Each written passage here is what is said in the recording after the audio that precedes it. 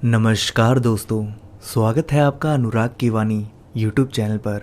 मेरा नाम है अनुराग। आज मैं आप सभी के लिए लेकर आ गया हूँ एक और सच्ची और डरावनी कहानी। आज की कहानी बहुत ही ज़्यादा इंटरेस्टिंग होने वाली है, तो मेरी आप सभी से बस एक ही रिक्वेस्ट है कि आज की कहानी को आप शुरू से लेकर अंत तक ज़रूर सुनिएगा। तो बिना समय बर्बाद किए कहानी को सुनते हैं। तो हेडफोन्स लगाइए और इस कहानी को अपनी आंखों के सामने इमेजिन करके सुनिएगा। अक्सर मंडराते हुए देखा था मैंने उसे छत पर। देखने से लगता था होगी यही कोई 20-22 साल की लड़की। सिर पर पोनी टेल नजर आता था, पर कभी साफ साफ नहीं देख पाया मैं। सोम ने कहा। तभी नैतिक बोला, यार मैंने सुना है उस घर की छत पर कई लोगों ने किसी काले साए को टहलते हुए देखा है। देखना कहीं किसी मुसीबत में ना फंस जाना तुम। सोम बोलता है, नहीं यार, पर मेरा मन करता है कि मैं एक बार उसे देखूं जरूर नज़दीक से कि आखिर ये है क्या। अगर किसी का साया भी है तो वह है कौन, क्यों इस तरह टहल रहा है यहाँ। नैतिक ने बोला, मेरी सलाह मान तो इससे दूर ही रह, समझा। सोम ने कहा, समझ गया भाई, पर वो छत पर उलझ कर रह गया। अब तो उसने प्रण कर लिया था कि वो पता लगा कर ही रहेगा आखिर वो है क्या। फिर सोम बोला, चल चल कमरे में चलते हैं और पढ़ाई बहुत करनी है। छोड़ इस टॉपिक को, इस पर बात नहीं करेंगे अब हम। नैतिक बोला, हाँ तू सही कह रहा है। दिमाग खराब करने से अच्छा है कि हम अपनी पढ़ाई पर ध्यान दें। और दोनों अपने कमरे में आ गए। नैतिक और सोम दोनों एक छोटे से गांव से कानपुर यूनिवर्सिटी में पढ़ाई के लिए आए थे, जहां उन्होंने एक किराए का कमरा लेकर वहीं रहकर पढ़ना शुरू किया था। हॉस्टल की गुंडागर्दी बर्दाश्त नहीं कर सकते थे वो दोनों, इसलिए वे लोग कमरा लेकर बाहर रह रहे थे। दोनों बहुत सीधे और सरल इंसान थे, पर उनके घर के बगल में एक घर बंद रहता था, कभी कभार ही खुलता था। लेकिन उसकी छत के ऊपर अक्सर एक लड़की का साया घूमता हुआ नजर आता था। दूर से देखने पर लगता तो था कि वह लड़की है, लेकिन कभी किसी ने उसे नज़दीक से नहीं देखा था। एक दिन सोम टहल रहा था, वो लड़की भी टहल रही थी अपनी छत पर। सोम की नज़र उस पर गई। वो अपने पढ़ाई में व्यस्त हो गया और उसने देखा वो एक ही गति से यहाँ वहाँ टहल रही है। ध्यान देने पर उसे लगा कि ये लड़की ही है, लगभग रही होगी 20-22 साल की, लेकिन वो दिख क्यों नहीं रही है साफ साफ।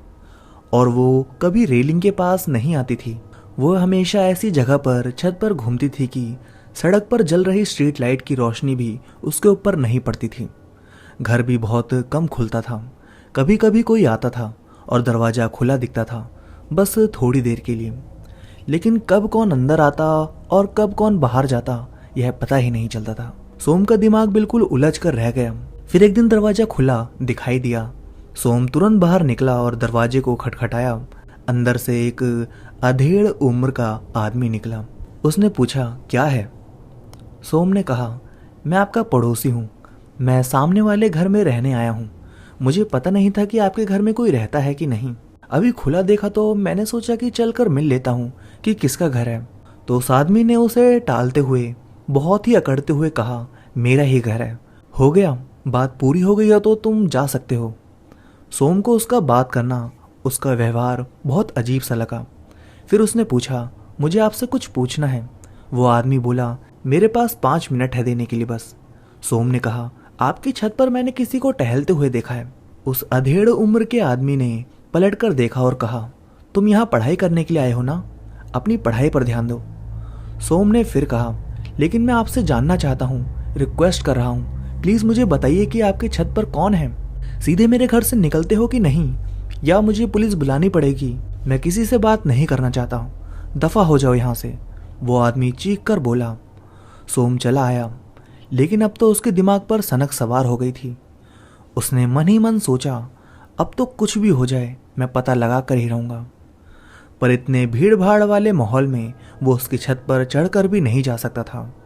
इसी उधेड़ बुन में एक दिन सोम अपनी छत पर टहल रहा था और उस सामने वाली छत पर वो साया घूमता नजर आया। सोम उसकी तरफ बढ़ गया। रेलिंग के पास खड़ा होकर उसने धीरे धीरे बोलना शुरू किया, आप जो कोई भी हो, क्या मेरी बात सुन सकते हो, समझ सकते हो? मैं आपसे बात करना चाहता हूँ। अचानक उस साये ने घूमना बंद कर दिया। सोम का जी धक से हो गया। उसने सोचा नहीं था कि मेरे इतना कहने से या मेरे कुछ भी बोलने से ही आवाज वहां तक पहुंच रही होगी। फिर सोम को लगा इसका मतलब इससे पहले की भी आवाजें उस साये ने सुनी होगी। फिर उसने अपने आप को मजबूत किया और बोला, मैं आपसे कुछ पूछ सकता हूँ? आपको मेरी आवाज सुनाई दे रही है क्या? वह साया अपनी जगह से हिला नहीं। साये को देखकर ऐसा लग रहा था कि सोम की तरफ मुंह करके खड़ा है। सोम ने फिर कहा, क्या आप मेरे सवालों का जवाब दे सकते हो? उस साये पर कोई प्रतिक्रिया नहीं हुई। मैं पूछना चाहता हूँ, तुम कौन हो और इस तरह इस हालत में क्यों हो? फिर भी कोई हलचल नहीं हुई। थोड़ी देर सोम वैसे ही खड़ा रहा, सामने वाली छत की तरफ देखता रहा। उसकी समझ में नहीं आ रहा था कुछ कि क्या करे, लेकिन उसे इतना तो पता चल रहा था कि उसकी आवाज उस काले साये तक पहुंच रही थी और वो उसकी बात सुन रहा था। थोड़ी देर सोम उसी अवस्था में खड़ा रहा और सामने साया उसी तरह बूत बना एक ही स्थान पर खड़ा रहा। काफी समय तक सोम उसी जगह स्थिर खड़ा रहा। फिर उसने सोचा कि चलो फिर किसी दिन पूछ लूंगा, क्या पता ये कुछ कहे। सोम अब नीचे पढ़ाई करने के लिए जाने के लिए जैसे ही मुड़ा, एक लड़की से टकराते टकराते बचा। उसकी छत पर उसके ठीक सामने एक लड़की खड़ी थी, बहुत ही ज्यादा खूबसूरत, और उसके चारों तरफ से खुशबू ही खुशबू बिखर रही थी। उसने पलटकर छत की तरफ देखा। उस छत पर कुछ भी नहीं था। वह फिर पलटा। उसके सामने उससे कुछ दूरी पर एक लड़की खड़ी थी। सोम ने घबरा कर पूछा, आप उस छत से आए हो? उस लड़की ने सर हिलाकर जवाब दिया, हाँ। सोम कुछ क्षण में ही पसीने पसीना हो गया। इससे पहले कभी उसके साथ ऐसा कोई हादसा नहीं हुआ था। उसे समझ में नहीं आ रहा था कि वह क्या करे। वो बहुत घबरा गया था। उस लड़की ने कहा, डरो मत, मैं तुम्हें कुछ नहीं करूंगी। सोम को उसकी आवाज़ सुनने से ऐसा लगा जैसे सैकड़ों घंटियां बजने लगी हों। इतनी मीठी, इतनी प्यारी आवाज़। सोम ने कहा, बात कर सकती हो तुम? उस लड़की ने कहा, हाँ, मैं कर सकती हूँ। सोम ने फिर कहा, तुम इस अवस्था में क्यों हो, मुझे बताओगी? उस लड़की ने कहा, क्या करोगे जानकर? तुम कुछ नहीं कर सकते हो मेरे लिए। सोम ने कहा, अगर मेरे बस में होगा तो मैं जरूर करूँगा। तुम्हारा नाम क्या है? उस लड़की की आंखों में आंसू झिलमिला से गए। उसने कहा, मेरा नाम शिखा है। फिर सोम बोलता है, मेरा नाम सोम है, मैं यहाँ पढ़ाई करने के लिए आया हूँ। शिखा बोली, जानती हूँ। तुम अगर यहाँ तक आ सकती थी तो तुम कभी इससे पहले यहाँ तक क्यों नहीं आई? सोम ने पूछा।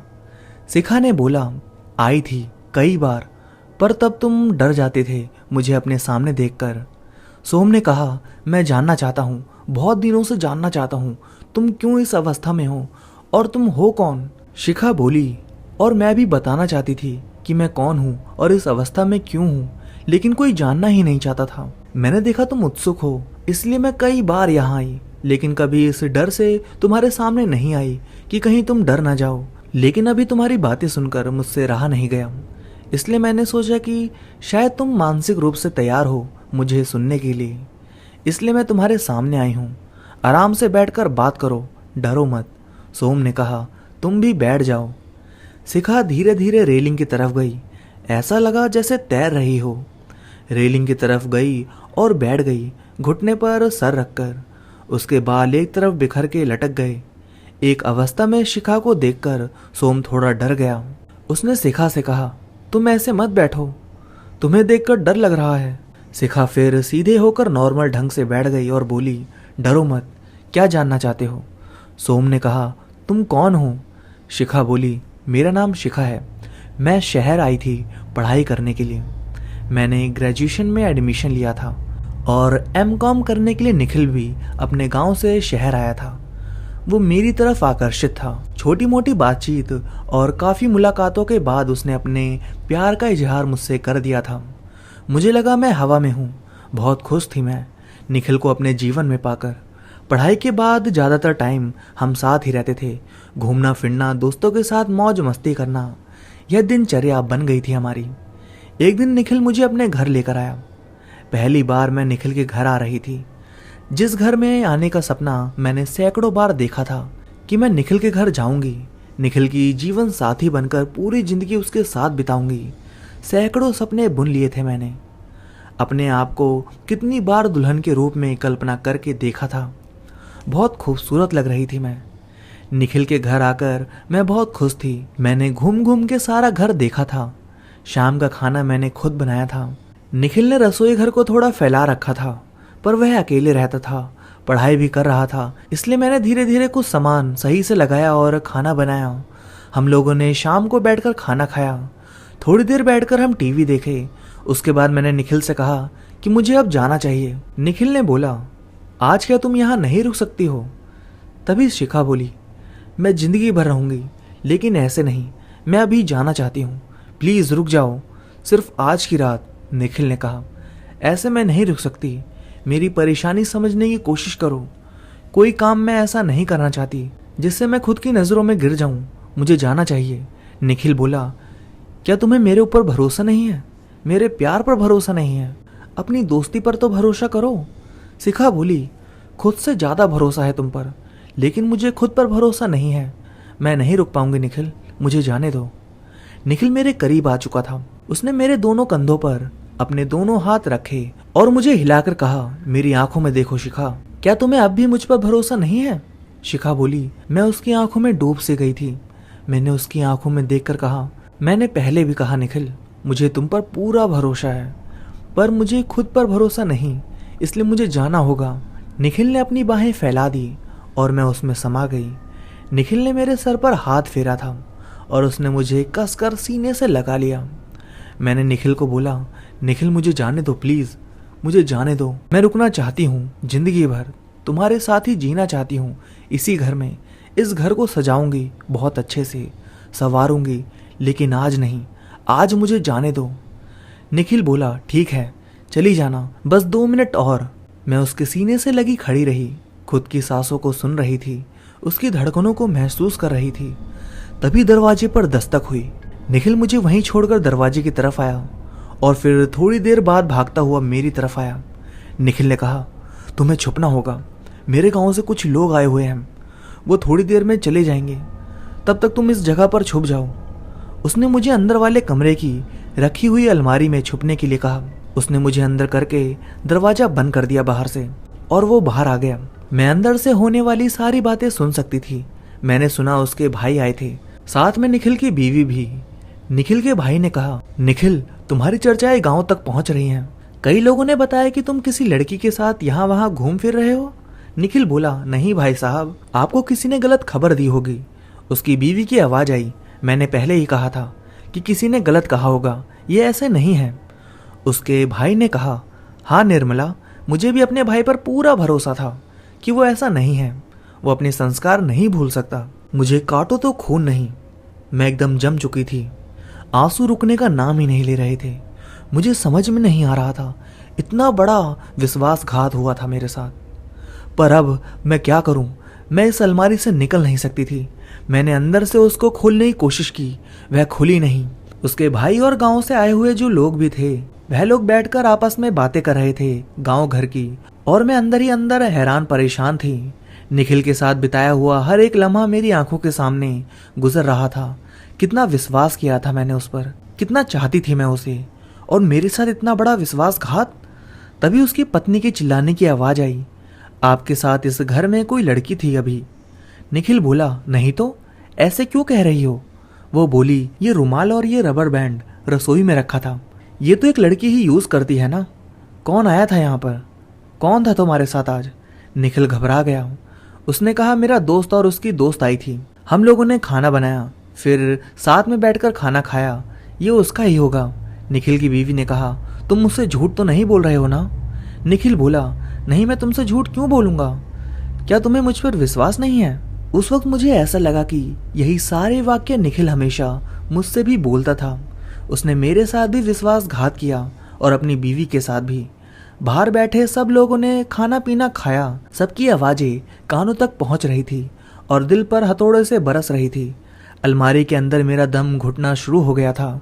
कई बार मैंने दरवाजा खोलने की कोशिश की, मैंने दरवाजे पर मुक्के मारने शुरू कर दिए, लेकिन ऐसा लग रहा था कि बाहर तक मेरी आवाज नहीं पहुंच रही है। बाहर की हंसी ठहाके सुन सुनकर मेरा दिमाग पगलाया जा रहा था। धीरे धीरे आवाजें आनी बंद हो गई, सभी लोग चले गए थे, पर निखिल की बीवी रुक गई थी। निखिल उसको लेकर अपने बेडरूम में चला गया उस बेडरूम में जिसमें थोड़ी देर पहले उसने मेरे साथ होने के सपने सजोए थे मेरी आंखों में। सब जगह की लाइट बंद करके निखिल शायद भूल चुका था कि उसने मुझे अलमारी में बंद किया हुआ है। मुझे बहुत घबराहट हो रही थी, घुटन सी महसूस हो रही थी, आंखों के सामने अंधेरा सा छाने लगा और अचानक मुझे नींद भी आ गई। मेरी आंख खुली, मैंने दरवाजे को धक्का दिया, दरवाजा खुल गया। मैं बाहर निकली, घर में चारों तरफ अंधेरा था।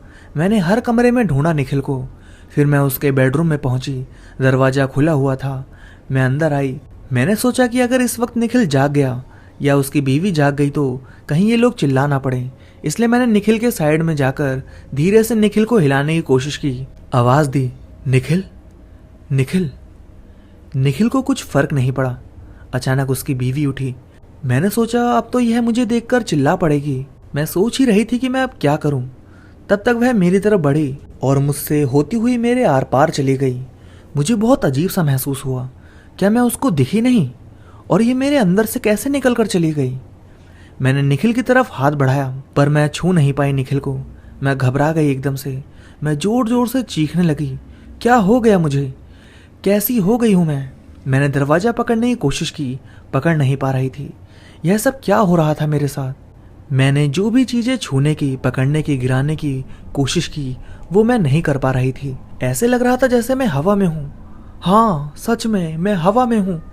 दरवाजे की तरफ हाथ बढ़ाया, मेरा हाथ उस दरवाजे से बाहर निकल गया बिना खुले ही। मैं वापस भागती हुई बाहर निकली और निखिल की बीवी मुझसे होती हुई कमरे में आ गई। मैं बाहर भागती हुई आई और अलमारी के पास पहुंची। मैंने अलमारी की तरफ हाथ बढ़ाया। मेरा हाथ बंद दरवाजे से ही अंदर की तरफ चला गया। मैं निकली भी थी शायद ऐसे ही। उस वक्त मुझे समझ नहीं आया था। मुझे लगा मैंने दरवाजा खोल लिया है। दरवाजे के अंदर आकर मैंने देखा कि मैं पसीने से लथपथ निश्चिंत पड़ी हूँ। मैं खुद मेरे सामने निष्प्राण सी पड़ी हुई थी। मुझे समझ नहीं आया कि क्या करूं मैं इतना घबरा गई थी कि अपने निर्जीव शरीर को देखकर चिल्लाने लगी। बाहर आकर कमरे में जोर जोर से रोने लगी। मैंने कभी किसी को इस तरह नहीं देखा था और आज मुझे देखना पड़ा, वो भी खुद को। मेरे अंदर घृणा, नफरत, क्रोध की आंधियां चल रही थी जिसमें मैं पूरे घर को तहस नहस कर देना चाहती थी। मैं चीख रही थी, चिल्ला रही थी, पर मेरी आवाज सुनने वाला वहां कोई भी नहीं था। निखिल और उसकी बीवी निश्चिंत सो रहे थे। निखिल जो मेरी जान था वह मेरी जान लेकर चैन से सो रहा था और मैं जान देकर अपने निखिल के लिए बेचैन इधर उधर भटक रही थी। दूसरे दिन सुबह जब सो के उठा निखिल, मैं रो रो के थक कर निखिल के कमरे में ही एक कोने में दीवार से टिकी बैठी थी। मैंने देखा निखिल उठा। शायद उसे याद आया था कि मैं अलमारी में हूँ। वह बहुत तेजी से अलमारी की तरफ बढ़ा। दरवाजा खोला उसने। मैं उसके सामने थी। उसने देखा मेरी तरफ और उसने गंदी सी गाली के साथ कहा, मर गई साली। अब क्या करूं, इसका ठिकाने लगाना पड़ेगा। अगर घर वालों को पता चल गया तो दिक्कत होगी। निर्मला को पता चला तो निर्मला के मायके से मिली सारी जायदाद के साथ साथ मैं निर्मला को भी खो दूंगा। उसने अपने एक दोस्त को फोन किया और उसे बताया। निखिल ने कहा, मैं किसी बहाने अपनी बीवी को लेकर दोपहर में घूमने निकलूंगा और तुम इसकी लाश को ठिकाने लगा देना। उसका दोस्त मेरे शरीर को ले एक बोरी में बांधकर एक नहर में डाल आया, पर मेरी आत्मा को कैसे दूर करता इस घर से। धीरे धीरे समय बीतने लगा और जब मैं देखती निखिल को बीवी के साथ खुश होते और एक साथ समय व्यतीत करते हुए तो मैं छटपटा कर रह जाती, चीखती चिल्लाती, सर पटकती, इधर उधर भटकती, लेकिन कोई फायदा नहीं। मैं बंद कर रह गई थी इस घर से। लेकिन किसी किसी दिन मैंने निर्मला को बेचैन देखा, निर्मला को किसी से बात करते हुए सुना। निर्मला कह रही थी, मुझे किसी के चिल्लाने की आवाज आती है। मुझे लगा मेरी आवाज सुन सकती है वो। फिर मैंने चिल्लाना शुरू किया निर्मला के आसपास ताकि वो मुझसे बातें करे, पूछे मुझसे कि मैं कौन हूँ। लेकिन वो परेशान हो जाती और उसको परेशान होता देख निखिल परेशान हो जाता और तब मेरे दिल को थोड़ा सुकून मिलता। निखिल को परेशान देख मैंने निर्मला के आसपास चिल्लाना शुरू किया, पर उसने कभी नहीं पूछा कि किसकी आवाज आ रही है, कौन है। और फिर ये घर छोड़कर वो लोग चले गए। निर्मला के पास पैसों की कमी नहीं थी। उसे उसके मायके से बहुत सारा धन और 2 फ्लैट मिले थे।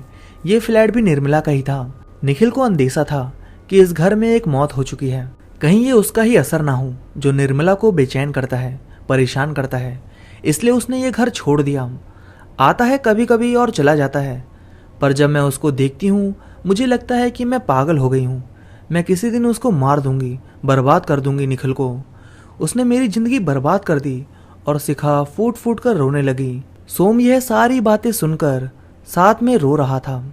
फिर सोम ने आंसू पोंछे और कहा, तुम परेशान मत हो, मैं देखता हूँ कि मैं क्या कर सकता हूँ तुम्हारी मुक्ति के लिए। शिखा ने कहा, किसी ने मेरी बात नहीं सुनी, अब मुझे मुक्ति मिल जाएगी, पर निखिल को नहीं छोड़ूंगी, उसे साथ लेकर जाऊंगी। और अचानक वो गायब हो गई। सोम उसी जगह बहुत देर तक बैठा रहा। शिखा की हालत सोच सोचकर उसे बहुत रोना आ रहा था। तभी उसका दोस्त नैतिक आ गया। उसने दोस्त को सारी कहानी बताई। नैतिक बोला, यार ये तो बहुत दुख भरी कहानी है, पर हम क्या कर सकते हैं, चल नीचे चलते हैं। हम दोनों नीचे आ गए। नैतिक तो सो गया खाना खाकर, और सोम को नींद नहीं आ रही थी। उसकी सब बातें सोम के दिमाग में घूम रही थी। सोम सुबह सो के उठा और सोचा कि अब निखिल आएगा तो मैं उससे बात करूंगा, बताऊंगा कि तुमने क्या किया शिखा के साथ। शिखा मुझे सब बता दी है। निखिल इधर काफी दिनों तक नहीं आया, उसकी जगह 4-5 लोग आए। सोम ने पूछा, मिस्टर निखिल नहीं आए हैं क्या? उनमें से किसी एक ने बताया, निखिल का एक्सीडेंट हो गया था कुछ दिन पहले और वो खत्म हो गया। सोम को जैसे अजीब सी सिरहन हुई। उसने नैतिक को बताया कि मिस्टर निखिल का एक्सीडेंट हो गया था और वो खत्म हो गए।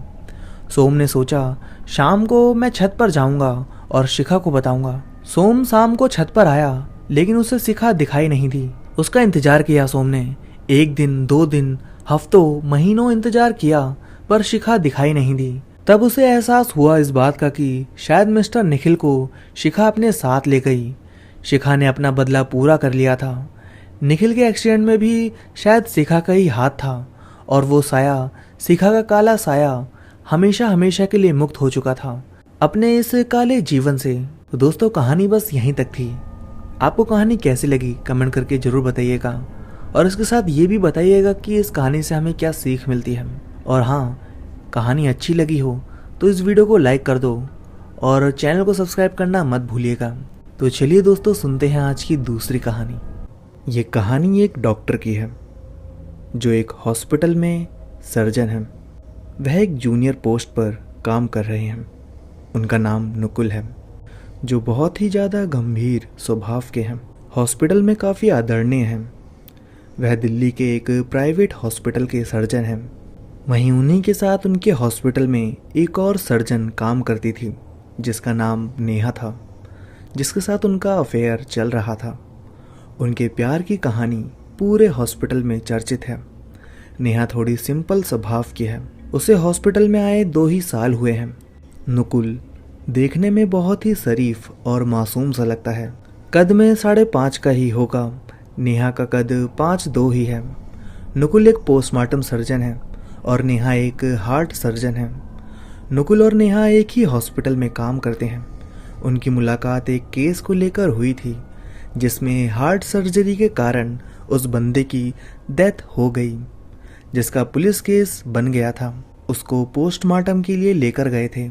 उस केस के सिलसिले में नेहा और नुकुल की बातचीत होती रहती थी। उन दोनों की बातें इतनी होने लगी कि वह दोस्त कब बन गए उन्हें पता ही नहीं चला। अब उनका एक दूसरे के घर आना जाना शुरू हो गया था। नुकुल की फैमिली गांव में रहती थी, मगर नेहा की फैमिली दिल्ली में ही रहती थी। नुकुल एक अच्छा और ईमानदार पोस्टमार्टम सर्जन था। नेहा उसके कार्य से काफ़ी प्रसन्न थी। नुकुल को अकेला रहना पसंद था। वह दिन भर डेड बॉडी देख देख कर अपने काम से थोड़ा बोर हो गया था। अब उसने सोचा, क्यों ना कुछ अलग किया जाए जो उसके काम से अलग हो।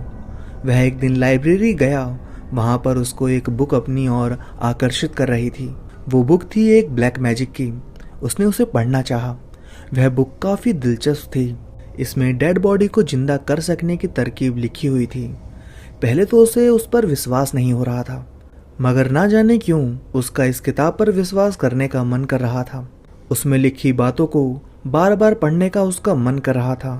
उसमें कुछ मंत्र ऐसे भी थे जिससे वशीकरण हो जाता है। अब उसने सोचा, क्यों ना सीखा जाए। अब उसे एक ऐसी लड़की की जरूरत थी जिस पर वह यह सब कर सके। उसने अपने हॉस्पिटल में एक ऐसी ही लड़की देखी जो बहुत ही अकेली थी, जिसकी पूरी फैमिली एक एक्सीडेंट में मर चुकी थी। वह डेड बॉडी देखने आई थी। नकुल की मुलाकात उस लड़की से हॉस्पिटल में हुई थी। उस लड़की का नकुल ने व्हाट्सएप नंबर ले लिया और यह उसके लिए काफ़ी अच्छा था, क्योंकि उस लड़की का पूरा परिवार एक्सीडेंट में मर चुका था और वह अकेली थी। उसको सहानुभूति देते हुए उसको सहारा देना, इस प्रकार से उसको काबू करना आसान था। व्हाट्सएप पर उससे बातें करता। उसका नाम अंजलि था। अंजलि देखने में खूबसूरत थी। अब उसको उस बुक के वशीकरण का टोटका सीखना था, तो उसने सोचा क्यों ना यह टोटका अंजलि पर क्यों ना करूं, देखता हूं यह होता है या नहीं। इसलिए उसने बुक उठाई और वशीकरण टोटके पढ़ने लगा। उसमें हजारों मंत्र लिखे थे। अब वह उन्हें बारी बारी पढ़ने लगा। उसमें कोई भी मंत्र आसान नहीं था। उस किताब में लिखे हुए टोटके के काफ़ी नियम भी थे। उसे एक मंत्र ऐसा मिला जिसमें कोई भी ज़्यादा मेहनत नहीं थी। उसके लिए केवल लड़की की फोटो, नींबू के अलावा रोली और मंत्रों का 108 बार उच्चारण करना था। बस नकुल को यह उपाय अच्छा लगा। अब उसने सोच लिया था कि इस वाले को ट्राई करेगा।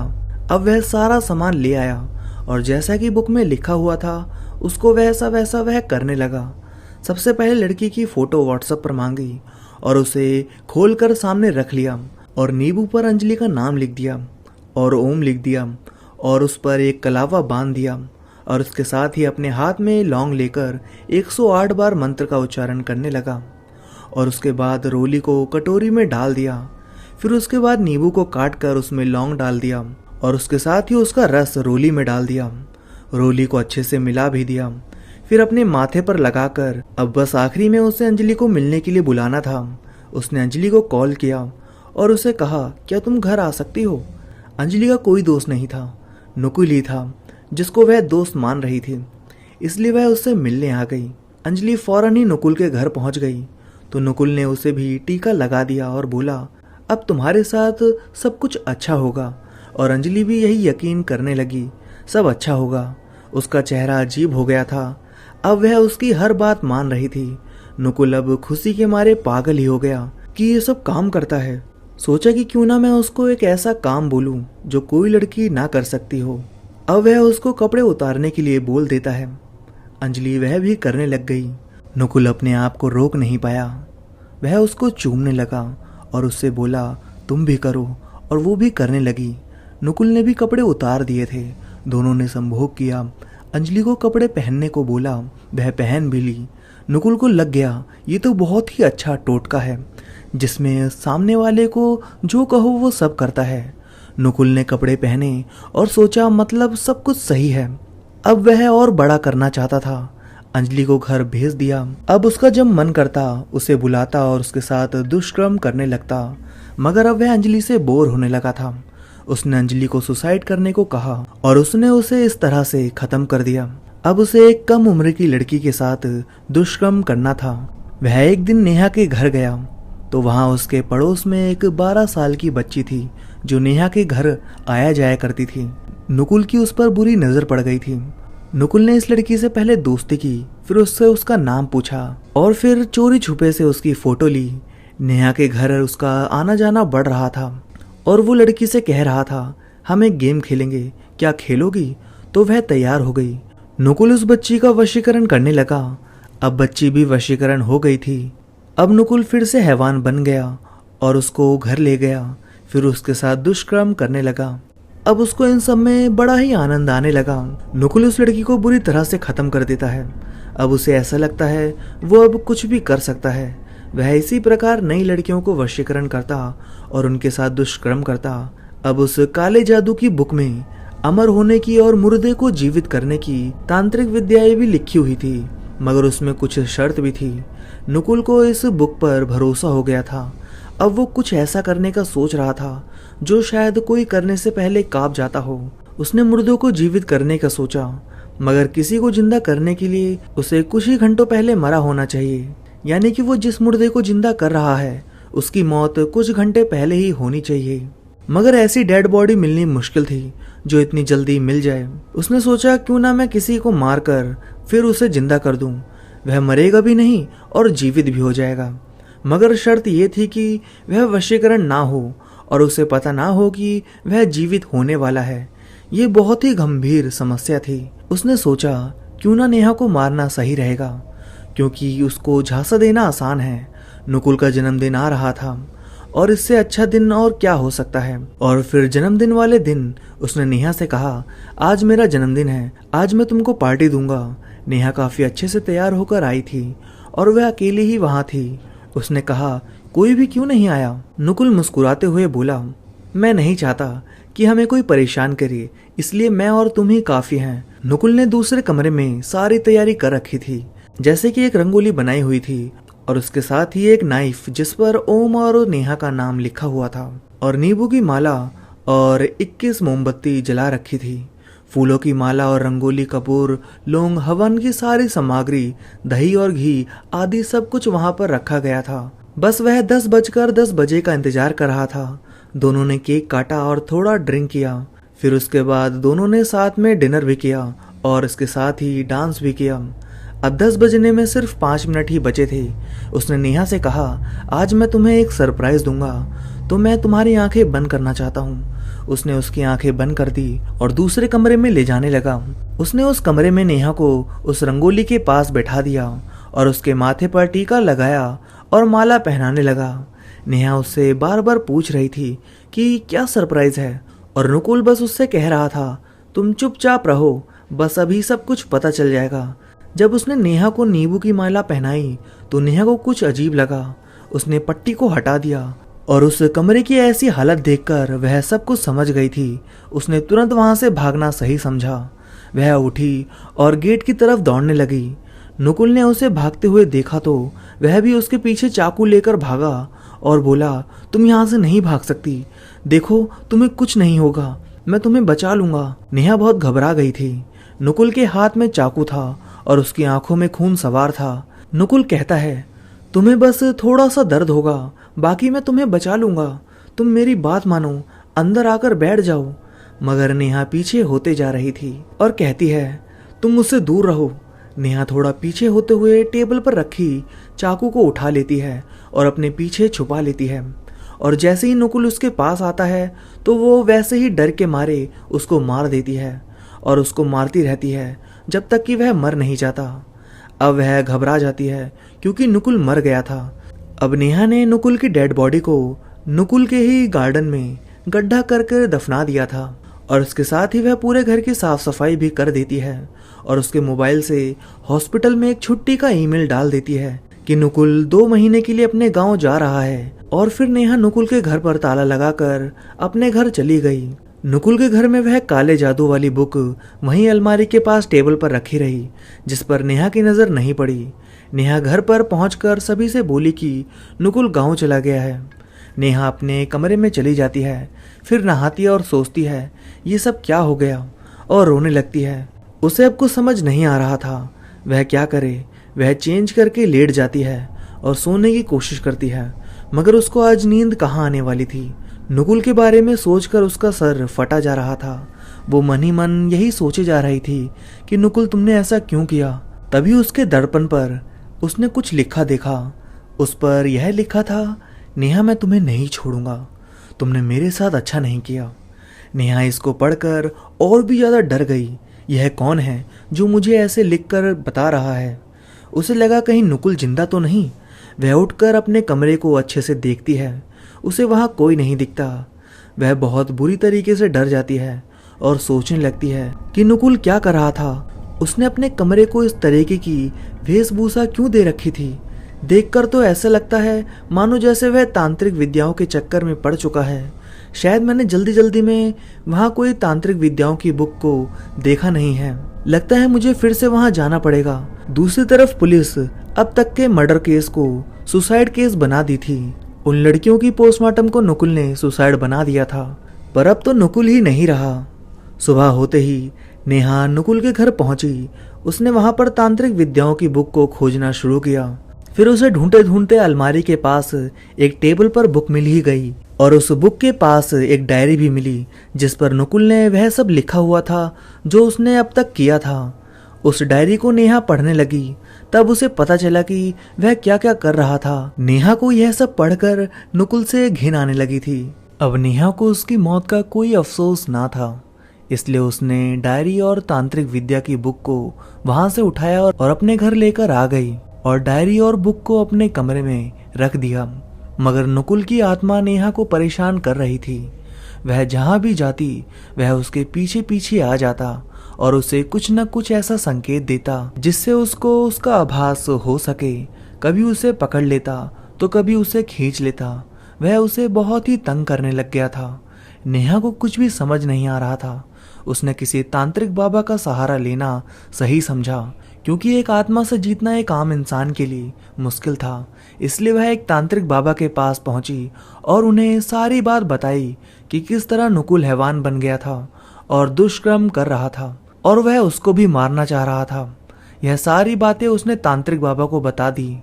सारी बातें सुनकर उन्होंने कहा, उसकी डेड बॉडी को जला दो, क्योंकि जब तक उसकी बॉडी रहेगी तब तक वो तुम्हें परेशान करती रहेगी। नुकुल की आत्मा तुमसे बदला लेने के लिए घूम रही है। नेहा ने कहा, उसको कैसे जला सकती हूँ? तांत्रिक ने कहा, यही एक उपाय है, बाकी तुम्हारी मर्जी है। नेहा को कुछ भी समझ नहीं आ रहा था। उसने कहा ठीक है, और उसको अब डेड बॉडी को जलाना था। तांत्रिक ने उसे एक ताबीज दिया और कहा कि इस ताबीज से वह आत्मा तुम्हें छू नहीं पाएगी और तुम आसानी से यह कार्य कर पाओगी। नेहा ने कहा, क्या आप मेरी सहायता करेंगे इसमें? क्या आप मेरे साथ चल सकते हो? तांत्रिक बाबा ने कहा, काश चल सकता, मगर मेरे पैर नहीं हैं। नेहा ने उन्हें ऊपर से लेकर नीचे तक देखा। वह सच कह रहे थे, उन तांत्रिक बाबा के पैर नहीं थे। मैंने पूछा, यह पैर कैसे कट गए?